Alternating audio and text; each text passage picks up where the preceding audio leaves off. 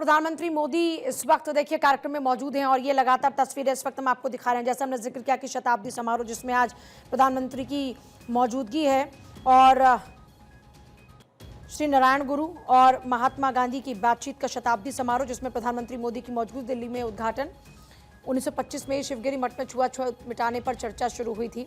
और श्री नारायण गुरु की अगर बात करते हैं जिनसे महात्मा गांधी की बातचीत हुई थी तो वो केरल के एक समाज सुधारक, दार्शनिक और संत थे। उन्होंने जाति आधारित भेदभाव के खिलाफ काम किया और एक जाति, एक धर्म, एक ईश्वर का संदेश देने का काम उन्होंने किया। अब गांधी जी और नारायण गुरु जी की जब बातचीत हुई, जब इन दो हस्तियों की बातचीत हुई, उस दौरान में महात्मा गांधी देश भर में छुआछूत हटाने और सामाजिक समरसता फैलाने के लिए यात्रा कर रहे थे। इनकी मुलाकात तिरुवनंतपुरम के पास वर्कला के शिवगिरी मठ में हुई थी जिसे नारायण गुरु ने स्थापित किया था। इसी चर्चा के दौरान गांधी जी ने कहा था कि धर्म के नाम पर कोई भेदभाव नहीं होना चाहिए और नारायण गुरु ने तर्क दिया कि सच्चा धर्म वो जो मानवता, समानता और करुणा की बात करे, ना कि वर्गों में बांटे। तो नारायण गुरु केरल के समाज सुधारक, दार्शनिक और संत जिनकी बातचीत हुई थी महात्मा गांधी के साथ में 1925 में ये बातचीत हुई थी शिवगिरी मठ में। और उसका शताब्दी समारोह के मौके पर प्रधानमंत्री मोदी की मौजूदगी, ये ऐतिहासिक वार्तालाप जो 1925 में हुई थी समाज सुधार के लिए, आज उस बातचीत को 100 साल शताब्दी समारोह आज और विज्ञान भवन में इसी मौके पर कार्यक्रम का आयोजन, प्रधानमंत्री मोदी यहां पर पहुंचे हैं और श्री नारायण गुरु ने जो राह दिखाई थी, जिस धर्म का उन्होंने जिक्र किया था, क्योंकि उन्होंने धर्म का जिक्र किया था ये कहते हुए कि सच्चा धर्म वही है जो मानवता, समानता और करुणा की बात करे, ना कि वर्गों में बांटे। और उनकी मुलाकात महात्मा गांधी के साथ उस दौरान में होती है जब महात्मा गांधी समाज में, देश भर में छुआछूत हटाने और सामाजिक समरसता फैलाने के लिए यात्राएं कर रहे थे। तो नारायण गुरु और महात्मा गांधी जी की बातचीत को 100 साल पूरे उसके शताब्दी समारोह के मौके पर आज कार्यक्रम में पहुंचे प्रधानमंत्री मोदी और यहां नारायण गुरु के कहे गए उन शब्दों को याद किया जा रहा है जिन्होंने समाज को आगे बढ़ाने के लिए, समाज में दूरियां मिटाने के लिए किया था। आपसे कुछ ही देर में प्रधानमंत्री मोदी का संबोधन 12 मार्च 1925 को ऐतिहासिक वार्तालाप के शताब्दी समारोह के मौके पर प्रधानमंत्री मोदी की मौजूदगी, शिवगिरी मठ में हुई ऐतिहासिक वार्तालाप का जिक्र आज भी। सच्चिदानंद जी, श्री मठ स्वामी शुभंगानंदा जी, स्वामी शारदानंद जी, सभी पूज्य संतगण, सरकार में मेरे साथी श्री जॉर्ज कुरियन जी, संसद में मेरे साथी श्री अडूर प्रकाश जी, अन्य सभी वरिष्ठ महानुभाव, देवी और सज्जनों, पिन्ने एंडे एल्ला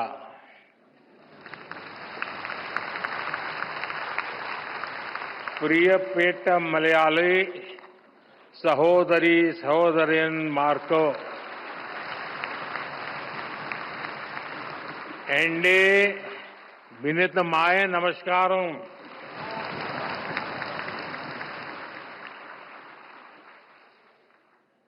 आज ये परिसर देश के इतिहास की एक अभूतपूर्व घटना को याद करने का साक्षी बन रहा है। एक ऐसी ऐतिहासिक घटना जिसने न केवल हमारे स्वतंत्रता आंदोलन को नई दिशा दी, बल्कि स्वतंत्रता के उद्देश्य को, आजाद भारत के सपने को ठोस मायने दिए। 100 साल पहले श्री नारायण गुरु और महात्मा गांधी की वो मुलाकात आज भी उतनी ही प्रेरक है, उतनी ही प्रासंगिक है। 100 साल पहले हुई वो मुलाकात सामाजिक समरसता के लिए, विकसित भारत के सामूहिक लक्ष्यों के लिए आज भी ऊर्जा के बड़े स्रोत की तरह है। इस ऐतिहासिक अवसर पर मैं श्री नारायण गुरु के चरणों में प्रणाम करता हूं। मैं गांधी जी को भी अपनी श्रद्धांजलि अर्पित करता हूं। भाई बहनों, श्री नारायण गुरु के आदर्श पूरी मानवता के लिए बहुत बड़ी पूंजी है।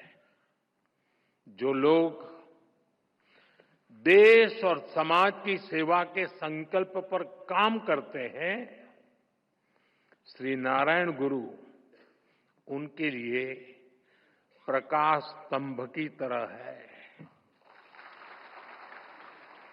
आप सभी जानते हैं कि समाज के शोषित, पीड़ित, वंचित वर्ग से मेरा किस तरह का नाता है, और इसलिए आज भी मैं जब समाज के शोषित, वंचित वर्ग के लिए बड़े निर्णय लेता हूं तो मैं गुरुदेव को जरूर याद करता हूं। 100 साल पहले के वो सामाजिक हालत, सदियों की गुलामी के कारण आई विकृतियां, लोग उस दौर में उन बुराइयों के खिलाफ बोलने से डरते थे, लेकिन श्री नारायण गुरु ने विरोध की परवाह नहीं की।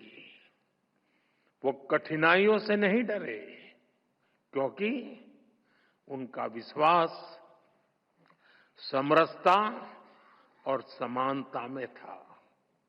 उनका विश्वास सत्य, सेवा और सौहार्द में था। यही प्रेरणा हमें सबका साथ, सबका विकास का रास्ता दिखाती है। यही विश्वास हमें उस भारत के निर्माण के लिए ताकत देता है जहां अंतिम पायदान पर खड़ा व्यक्ति हमारी पहली प्राथमिकता है। साथियों, शिवगिरी मठ से जुड़े लोग और संत जन भी जानते हैं कि श्री नारायण गुरु हैं और शिवगिरी मठ में मेरी कितनी अगाध आस्था रही है। मैं भाषा तो नहीं समझ पा रहा था, लेकिन पूज्य सच्चिदानंद जी जो बातें बता रहे थे, वो पुरानी सारी बातें याद कर रहे थे। और मैं भी देख रहा था कि उन सब बातों पर आप बड़े भाव विभोर होकर के उसके साथ जुड़ जाते थे। और मेरा सौभाग्य है कि मठ के पूज्य संतों ने हमेशा मुझे अपना स्नेह दिया है। मुझे याद है 2013 में, तब तो मैं गुजरात में मुख्यमंत्री था, जब केदारनाथ में प्राकृतिक आपदा आई थी, तब शिवगिरी मठ के कई पूज्य संत वहां फंस गए थे, कुछ भक्तजन भी फंस गए थे। शिवगिरी मठ ने वहां फंसे लोगों को सुरक्षित निकालने के लिए भारत सरकार का संपर्क नहीं किया था। प्रकाश जी, बुरा मत मानना। शिवगिरी मठ ने, मैं एक राज्य का मुख्यमंत्री था, मुझे आदेश दिया और इस सेवक पर भरोसा किया कि भाई ये काम तुम करो। और ईश्वर कृपा से सभी संत, सभी भक्तजन को सुरक्षित में ला पाया था। साथियों, वैसे भी मुश्किल समय में हमारा सबसे पहला ध्यान उसकी ओर जाता है जिसे हम अपना मानते हैं, जिस पर हम अपना अधिकार समझते हैं। और मुझे खुशी है कि आप अपना अधिकार मुझ पर समझते हैं। शिवगिरी मठ के संतों के इन अपनेपन से ज्यादा आत्मिक सुख की बात मेरे लिए और क्या होगी। साथियों, मेरा आप सबसे एक रिश्ता काशी का भी है।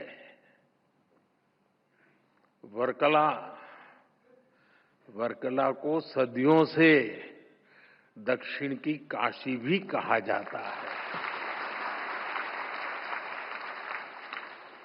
और काशी चाहे उत्तर की हो या दक्षिण की, मेरे लिए हर काशी मेरी काशी ही है।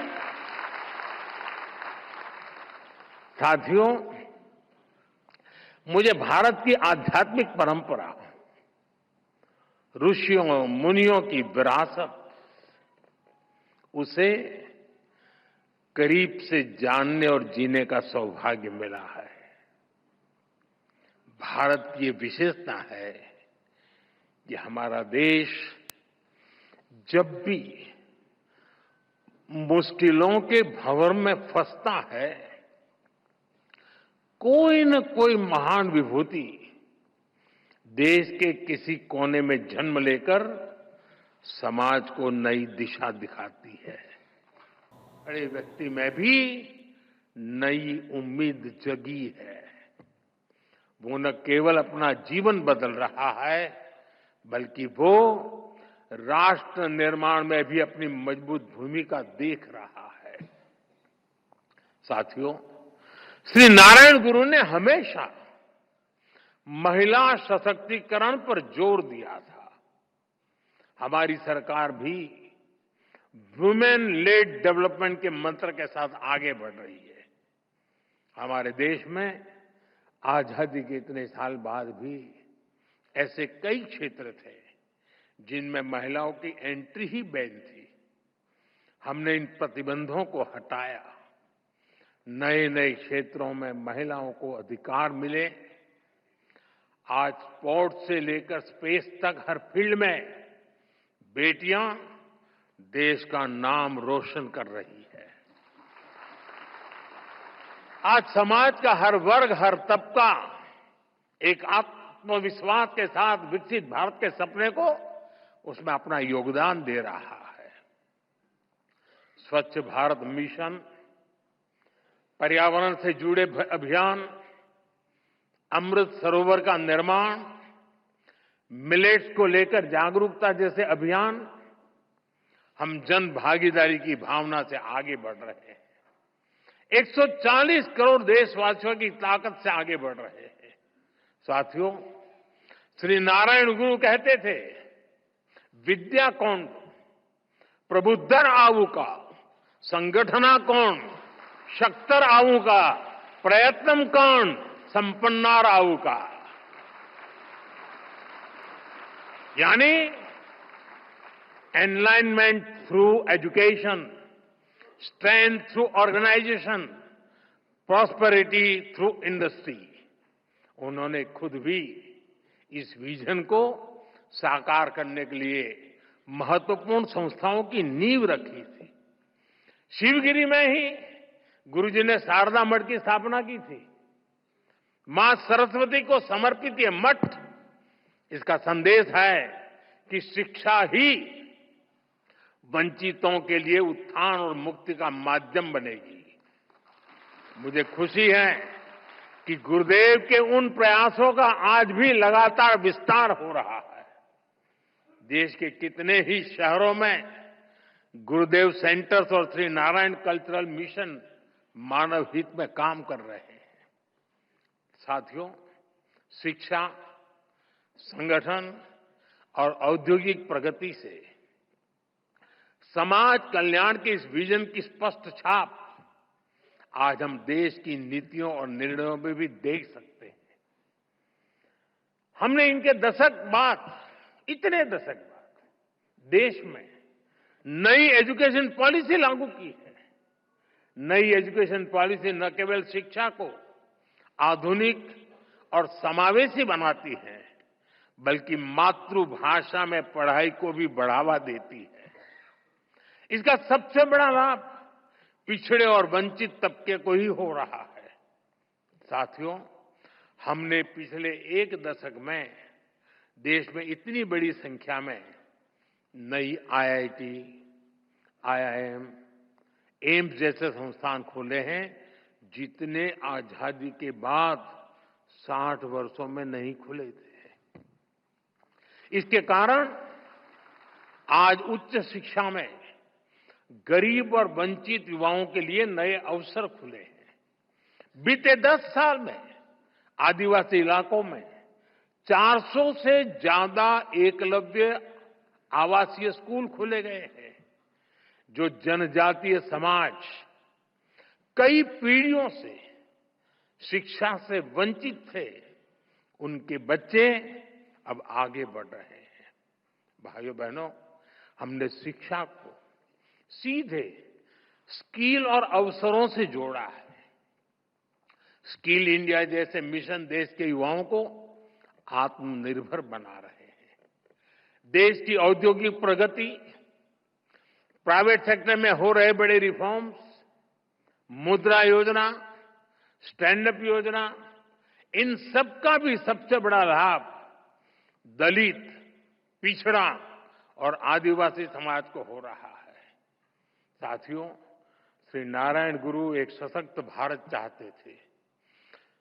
भारत के सशक्तिकरण के लिए हमें आर्थिक, सामाजिक और सैन्य हर पहलू में आगे रहना है। आज देश इसी रास्ते पर चल रहा है। भारत तेजी से दुनिया की तीसरे नंबर की इकोनॉमी बनने की तरफ बढ़ रहा है। हाल में दुनिया ने ये भी देखा है कि भारत का सामर्थ्य क्या है। ऑपरेशन सिंदूर,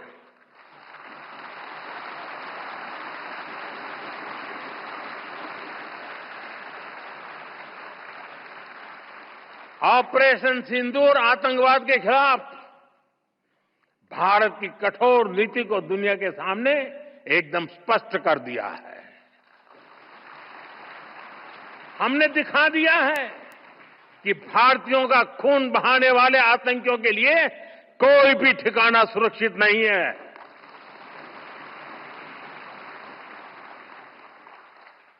साथियों, आज का भारत देश हित में जो भी हो सकता है और जो भी सही है, उसके हिसाब से कदम उठाता है। आज सैन्य जरूरतों के लिए भी भारत की विदेशों पर निर्भरता लगातार कम हो रही है। हम डिफेंस सेक्टर में आत्मनिर्भर हो रहे हैं और इसका प्रभाव हमने ऑपरेशन सिंदूर के दौरान भी देखा है। हमारी सेनाओं ने भारत में बने हथियारों से दुश्मन को 22 मिनट में 22 मिनट में घुटने टेकने के लिए मजबूर कर दिया। मुझे विश्वास है आने वाले समय में मेड इन इंडिया हथियारों का डंका पूरी दुनिया में बजेगा।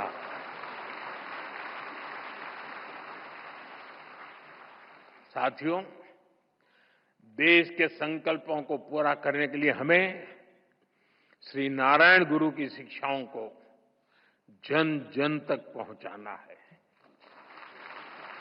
हमारी सरकार भी इस दिशा में सक्रियता के साथ काम कर रही है।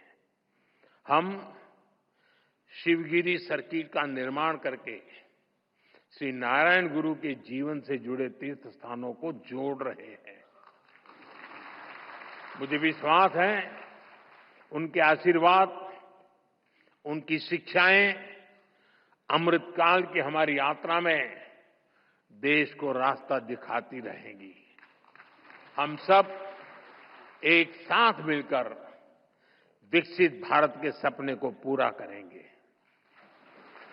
श्री नारायण गुरु का आशीर्वाद हम सभी पर बना रहे, इसी कामना के साथ मैं शिवगिरी मठ के सभी संतों को फिर से नमन करता हूं।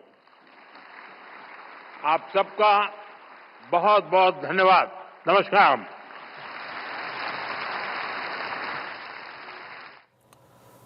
तो विज्ञान भवन से आप प्रधानमंत्री नरेंद्र मोदी को सुन रहे थे और शताब्दी वर्ष मनाया जा रहा था जब श्री नारायण गुरु और महात्मा गांधी की मुलाकात हुई थी और इस मुलाकात में कई अहम मुद्दों पर चर्चा हुई थी। उस वक्त श्री नारायण गुरु जी जाति धर्म को लेकर लोगों को जागरूक किया करते